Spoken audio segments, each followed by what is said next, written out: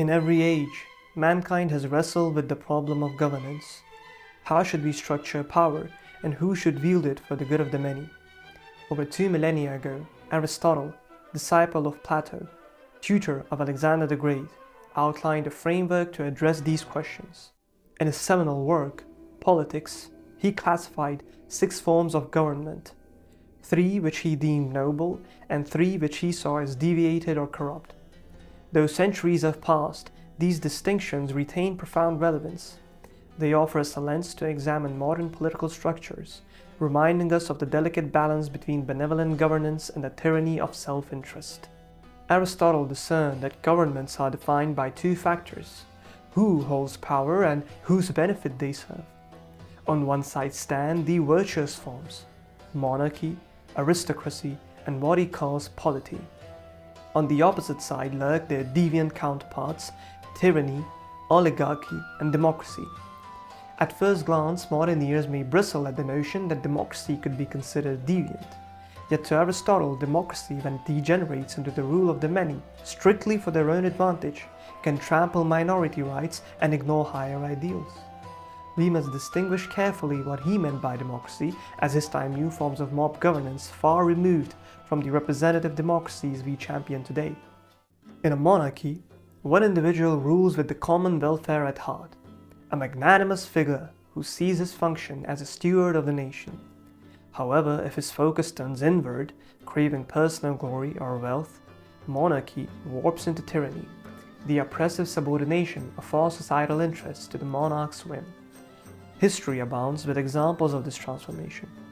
Leaders, first revered as protectors, eventually becoming despots. Monarchy itself is not inherently evil, so long as virtue checks ambition. But once that virtue decays, tyranny takes root, illustrating Aristotle's enduring caution against concentrating absolute power in any single pair of hands. Aristotle next contrasts aristocracy, the rule of the truly excellent for the common good, with oligarchy, where a privileged few hoard power and govern for personal gain. At its best, an aristocracy can harness wisdom and expertise stewarding resources for the populace. But if these best citizens grow insular and self-serving, they slide into oligarchy where the wealthy elite dominate political life, caring little for those beyond their circle. In our modern world, we can glimpse oligarchic tendencies when corporate interests or political donors overshadow the majority's welfare, thereby fulfilling Aristotle's warning that even a well-intentioned ruling class may degrade into a clique serving only its own. Polity for Aristotle is a balanced fusion of different class interests, ideally blending the moderation of the middle class with the insights of the few. He saw it as a mixed constitution, one that harnesses the strengths of both the many and the elite while curbing their excesses.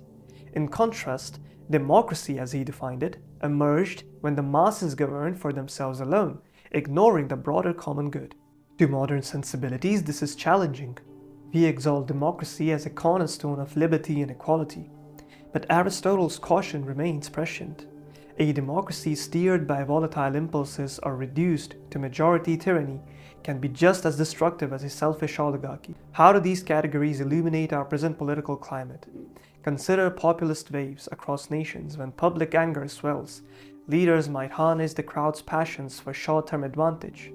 We can see potential for democracy's deviant form if majorities crush dissenting voices or dismiss minority rights. Likewise, where wealth congregates in the hands of a few, governments may start catering to corporate lobbies, drifting into oligarchy. Meanwhile, many yearn for a balanced system akin to Aristotle's polity, where institutions ensure no single faction dominates and reasoned debate prevails over spectacle. The tension between ideals and evolutions persists, echoing Aristotle's plea for virtue in politics. A government built on self-restraint and common purpose avoids the downward spiral into corruption. From monarchy turned tyranny to aristocracy devolving into oligarchy, and from polity tipping into a reckless democracy. Aristotle's classification highlights the fragility of governmental forms. Each can soar when guided by virtue or sink when twisted by greed. They are not static labels, but living tendencies shaped by human ambition and moral character. In a world often polarized by populist fervor or elitist enclaves, Aristotle's blueprint invites us to reflect. Power structures do not stand still. They metamorphose with the ebb and flow of virtue and vice. If we wish to steer clear of the deviant forms, perhaps we must heed his ancient counsel. Build institutions that serve the common good, and cultivate leaders who place duty above pride. Then, and only then, can we stave off tyranny, oligarchy, and destructive mob rule.